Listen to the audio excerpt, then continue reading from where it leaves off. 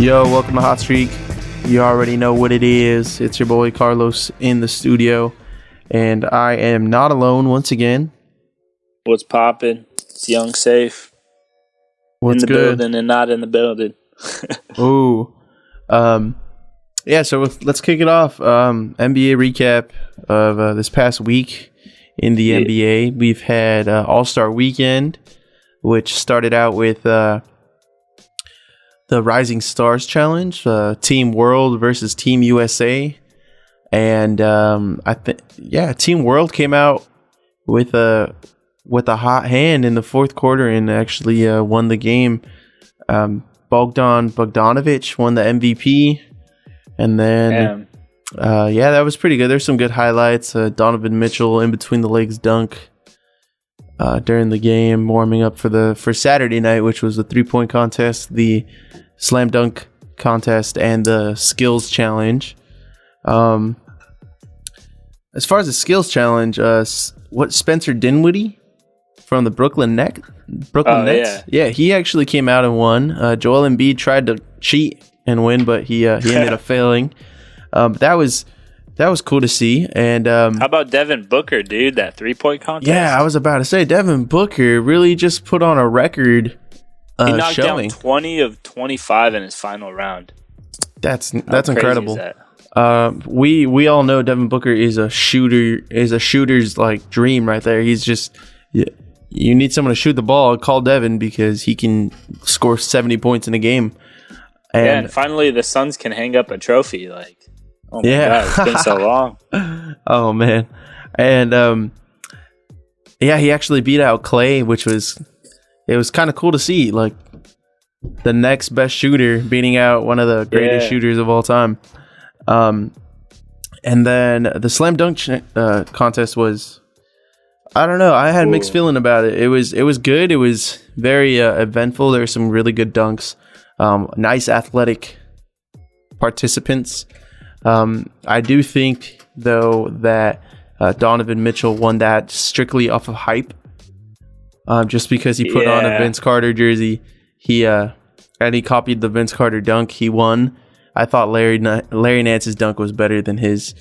The double tap on the rim. Yeah, the double tap on the rim was sick. And then I thought that was pretty hard, but I was like, I don't know, the way the style that Donovan Mitchell dunks is kind of like explosive, so I like it. But he had the explosive at the same dunks. Time, Larry Nance had that like more creativity, Yeah, he had the creativeness, but he wasn't as hype, He was like a calm, cool demeanor. Like he's like, I dunk on everybody. It doesn't matter. Yeah. It just doesn't matter. But it was a really good competition. And then on Sunday there was an All-Star game, which was completely boring the whole first half. The whole first half was just, it put me to sleep. There was nothing that was like, oh my God, the Russell Westbrook LeBron alley-oop was nice, and the Kemba Walker alley-oop to LeBron was nice. But other than that, I don't know what the hell we're watching. Shout out to Anthony Davis for wearing a Boogie Cousins jersey too. Yeah, shout out to Anthony Davis. We'll talk about him a little bit more later. And I don't know if you noticed this, Jimmy Butler was on the bench the entire night. He didn't play. Not a single minute. Oh, yeah. He didn't ever checked in once. It was like, what the hell? Like, why is he even there? Why did you... Yeah, why is he there? Why didn't you skip it? Like, a lot of players couldn't make it, so they had someone replace him. I don't know why he didn't just do that. Yeah, Jimmy Butler apparently has a love-hate relationship with All-Star Weekend. He loves being a part of the festivities and being an All-Star, but he doesn't particularly like the game itself. Oh, so he likes to turn up. But yeah, he doesn't want to work. His official listing on the statistics was did not participate because of illness. So that LA nightlife got the win. Ooh, but that'll do it. Yeah, Lou Williams was like, "Hey, Jimmy, what the hell?" Lou Williams was like, Jimmy, what the hell? I could have been playing. But yeah, that's true. Yeah, that's true, that was basically all the news for All-Star Weekend. As far as what's going to happen in the next half of the season. The Mavs are content with just losing. There's no. I don't know why Mark Cuban said that. I really don't know why. I mean, if it's true. They're last in the West. They don't have a deep rotation. They have some bright young stars and a really old veteran shooter. So, I mean, they don't really got enough going for them. He's a realist. He's telling the truth. He's a realist. Yeah, he is telling the truth.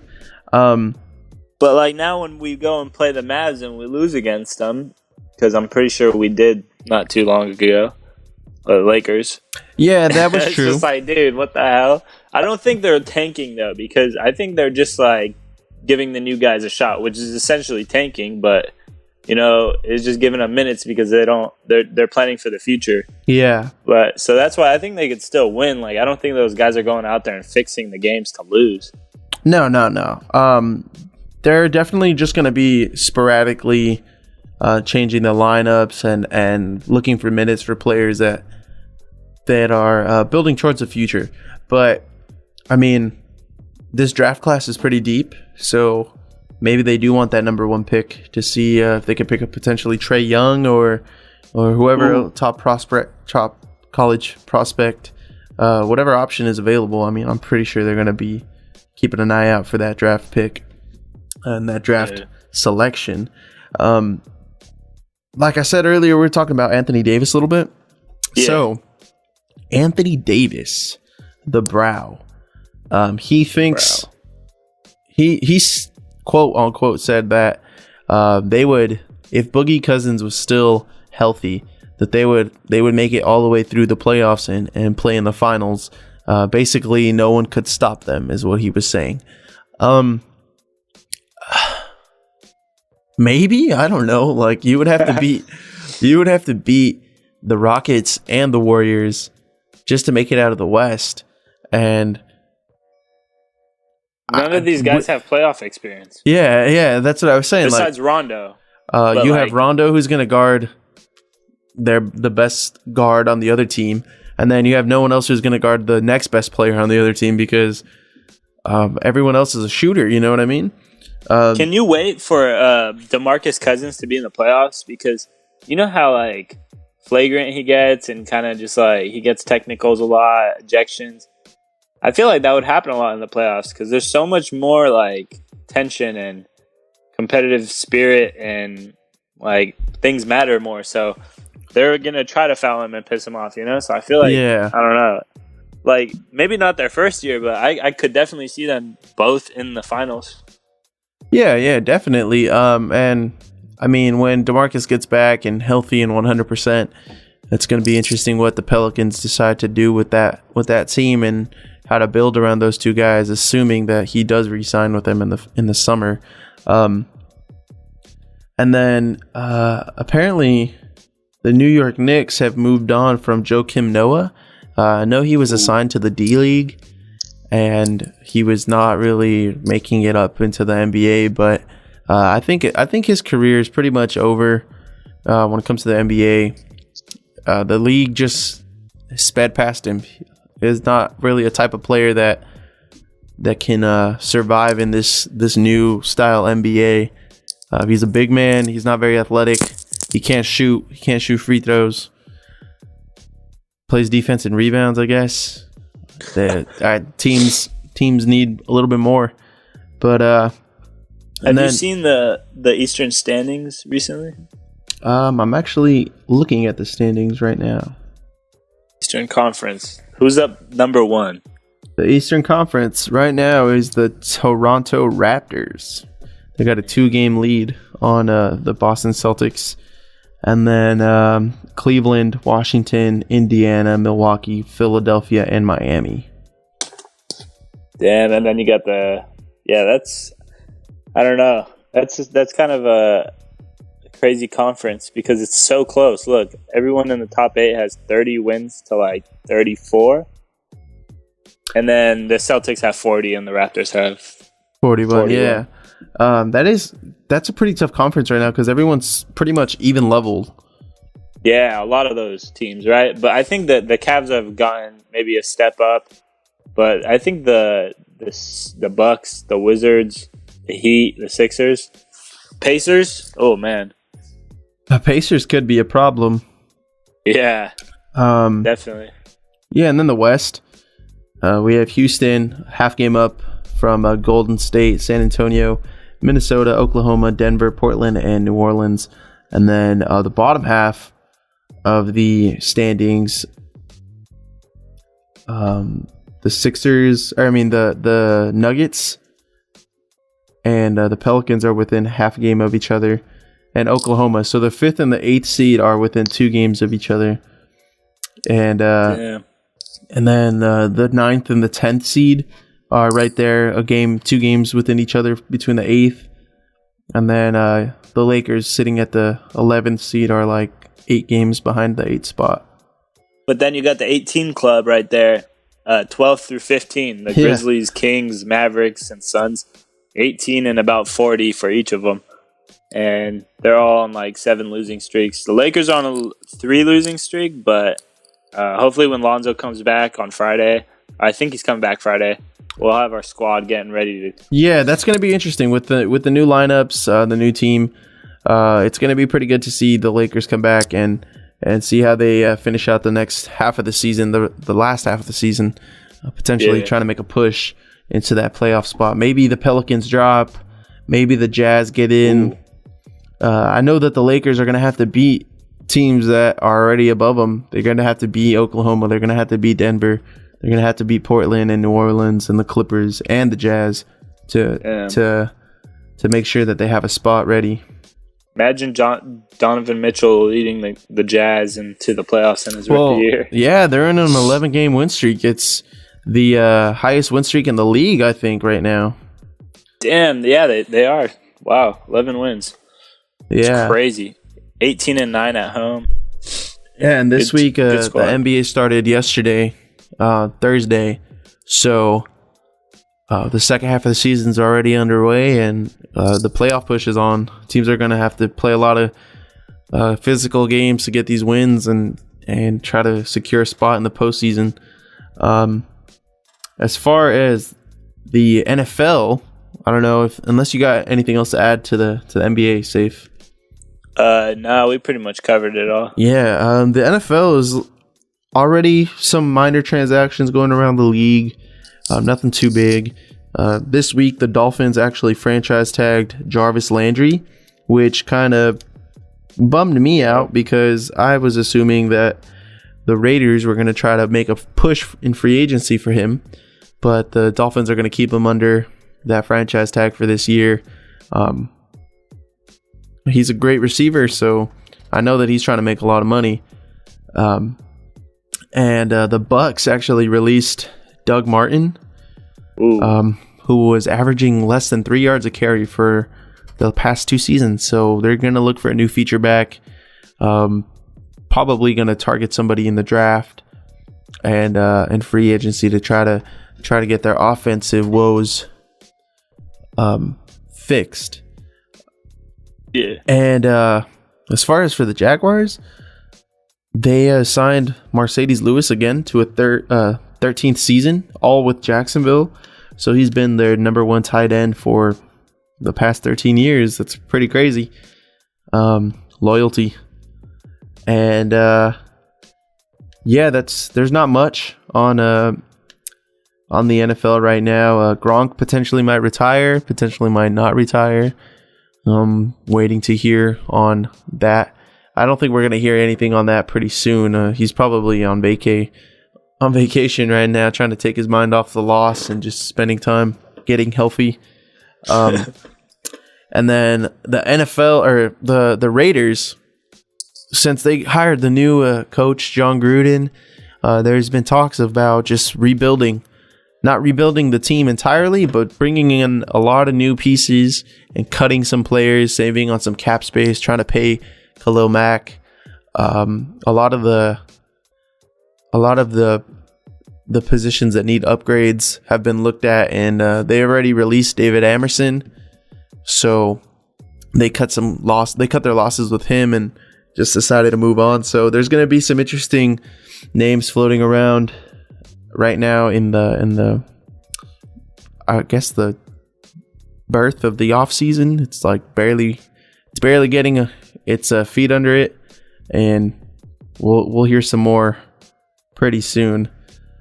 I think that's it for the NFL and the NBA. That's the first break of Hot Streak. Keep it locked.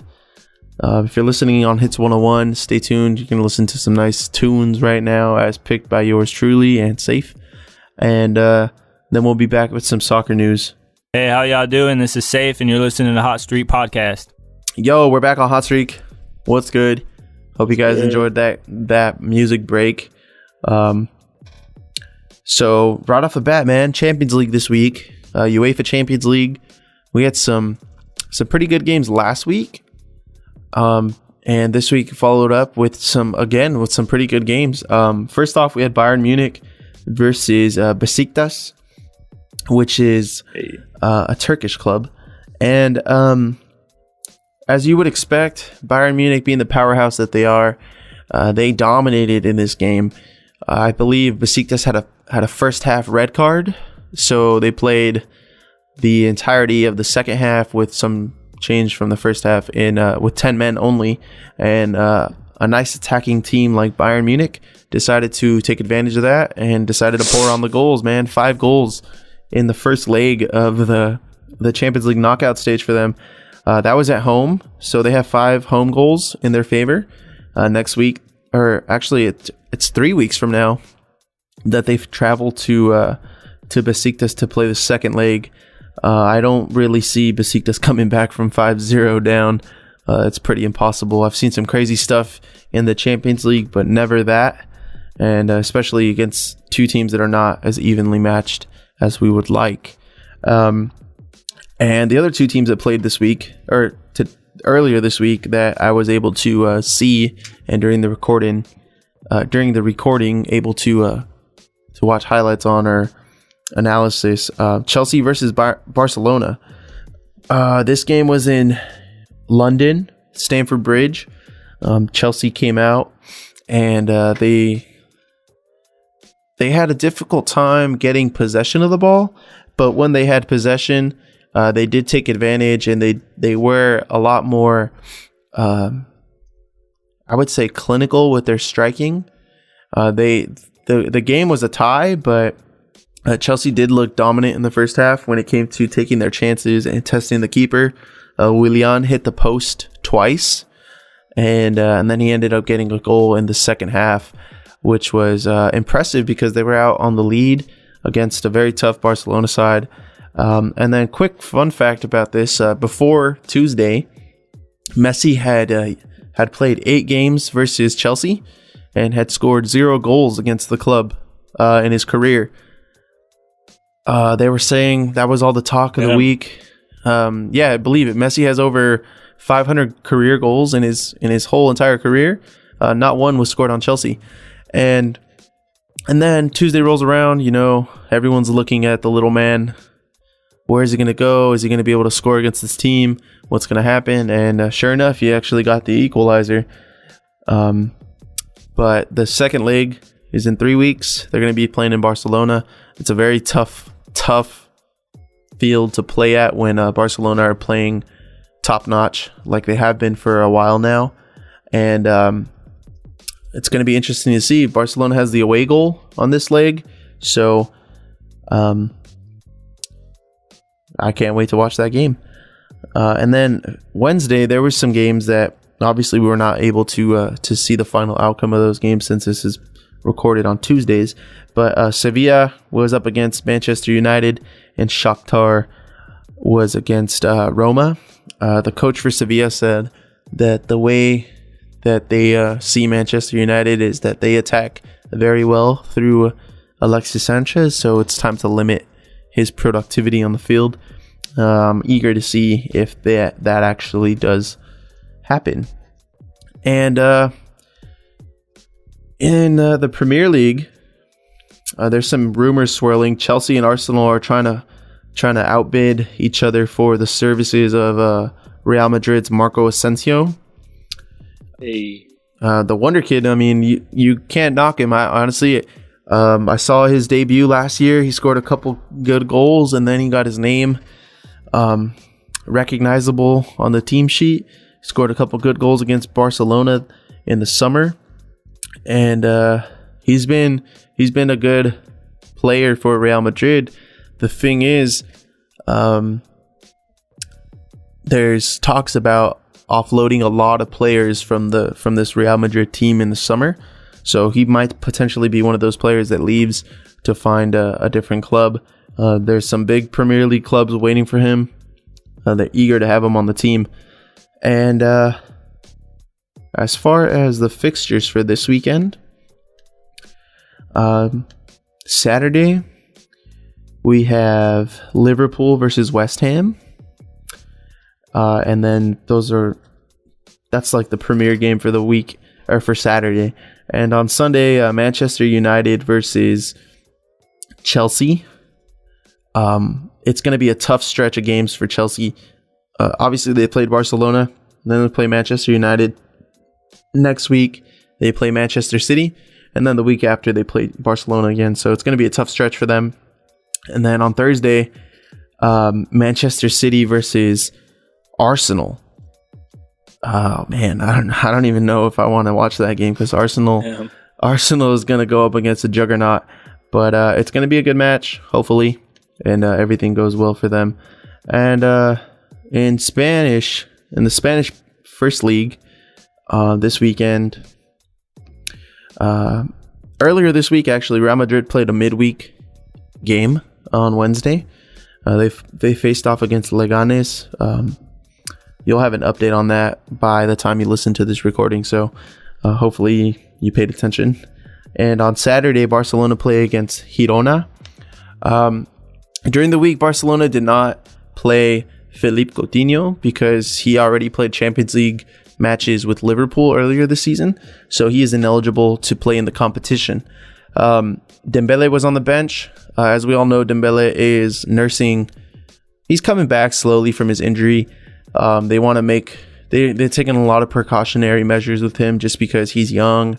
The psychology of an injury like that can have an effect on a player's game, and they're just trying to ease him back into the team, gain some confidence, and then and play him in these games. So this game looks like a game that he should feature in, either starting or off the bench.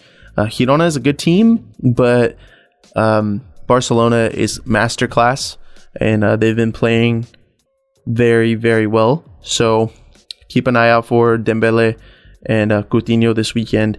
And then Atletico Madrid face off against Sevilla. Atletico's in second place, 7 points behind Barcelona, and Sevilla's in the 5th spot. Two very strong teams.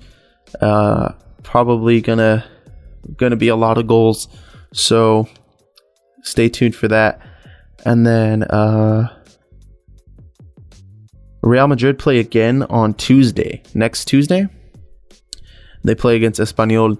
They have a weird schedule this week because last week they played Champions League and they're actually a game behind, so they still have a game in hand right now. That's why they're playing.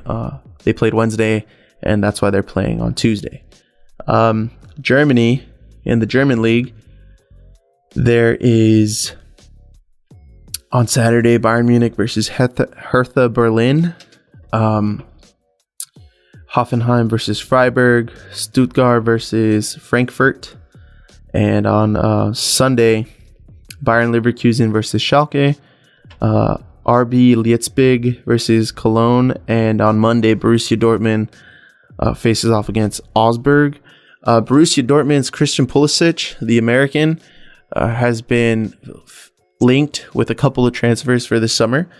He said that he's obviously has not been playing in recent weeks up to his standards and the team standards, so he's looking to just contribute to the team in any way he can and gain his form back. Marco Reus actually made his return this past weekend for Borussia Dortmund. He's had a really tough couple of seasons, plagued with injuries, and he's a very skillful player. He actually scored and assisted in his first game back, so congratulations. Hopefully he stays healthy.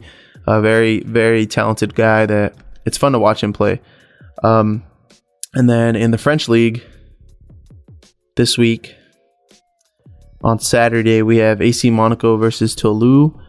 On Sunday, we have PSG versus Marseille. That should be a good game. Two very talented teams, a lot of tactical changes. And PSG have to bounce back from some Champions League woes. They got to face adversity, basically, so they got to keep their form. And Lyon versus Saint Etienne. So there's some pretty good games this weekend. I would keep an eye out. ESPN Deportes, Being Sports, NBC Sports for the Premier League, and the Italian League on Saturday. Not that many games. Inter versus Benevento, small mid-table team. Juventus versus Atalanta, and Roma versus AC Milan. I don't think Napoli plays this weekend. They might play next week sometime, but on the schedule, it's not updated. So as far as the Premier League, Napoli plays on Monday, February 26th. They play against Cagliari, I guess. Champions League is the first round of the knockout stages has been completed. They play in March, and everyone's going to be catching up on domestic cup games and league games if they need to play some league games. So there's going to be some good soccer for the next couple of weeks. Some interesting storylines to come. But that's pretty much it for this episode of Hot Streak. Quick plugs, Saif. Sure. Follow me on Instagram, Saif, SAIF 714. Follow us on Hot Streak, or on Instagram at Hot Streak Podcast, and on Twitter at Hot Streak Pod. The return of CRP Radio. Curtis Winfield has made a return. 5 new episodes coming. So follow Curtis Winfield on Instagram at Curtis Winfield.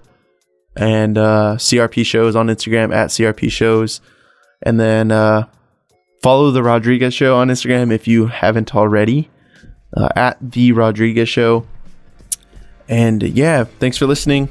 Tune in next week for a new episode of Hot Streak. We'll be back with some more NBA news, football news, and soccer news. Keep it locked.